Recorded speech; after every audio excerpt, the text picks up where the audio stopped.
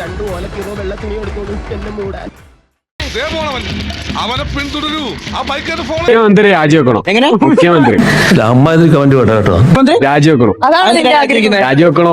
ഒരു കുഴപ്പമില്ല, സന്തോഷമുള്ളൂ മക്കളെ, സന്തോഷായി.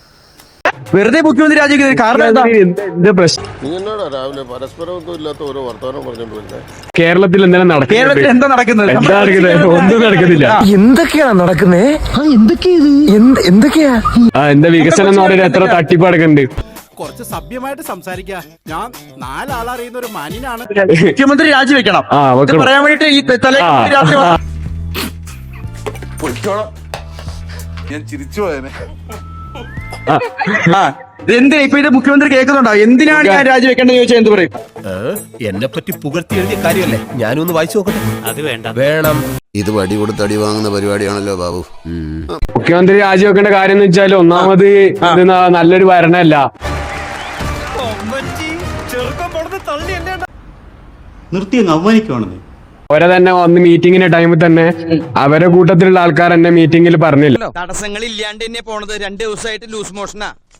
എന്നാ ചിരട്ടം കൂടി പിടിങ്ങിക്കോളൂ. പറഞ്ഞിട്ടില്ലേ? എല്ലാ ജില്ലാ കമ്മിറ്റികളും എല്ലാ കമ്മിറ്റികളും പറഞ്ഞിട്ടുണ്ട് മുഖ്യമന്ത്രിന്റെ ഇത് നന്ദി. ലക്ഷത്തിൽ ഒന്നേ കാണും ഇതുപോലൊരു ഐറ്റം. ശൈലി മാറ്റണം, അതാ ശൈലിയും മാറ്റേണ്ട. പ്രായം കൂടിയോണ്ട് സ്വഭാവം നന്നില്ല, ഒന്നും നന്നില്ല. ഇങ്ങനെ നാറാനൊരു ചങ്കൂറ്റം വേണം കേട്ടോ. അല്ല, പ്രായം കൂടിയവരുടെയൊക്കെ സ്വഭാവം നല്ലതല്ല, അങ്ങനെ ഉണ്ട്. അത് ഇപ്പൊ മോഡിയുടെ കാര്യം നോക്കുമ്പോ നല്ലതൊന്നല്ല. സ്വഭാവം മാറുന്ന രീതിയിൽ അത് ആൾക്കാരുടെ അടുത്തല്ലല്ലോ കാണിക്കേണ്ടത്. ദൈവമേ, മൂർഖനെയാണല്ലോ ചവിട്ടിയത്. അതായത് മുഖ്യമന്ത്രി മൈക്കിനോട് ദേഷ്യപ്പെടും, അതൊക്കെ തന്നെയാണ്. നിങ്ങൾക്ക് എന്താണ് പുള്ളിയുടെ ഒരു ചെറിയ ചെറിയ LKG കുട്ടികൾ കളിക്കുന്ന കളിയാ കളിക്കുക.